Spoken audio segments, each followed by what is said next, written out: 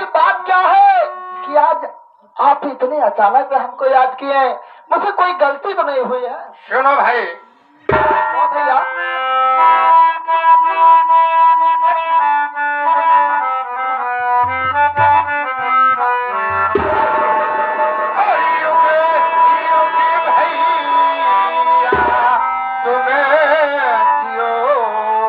सदा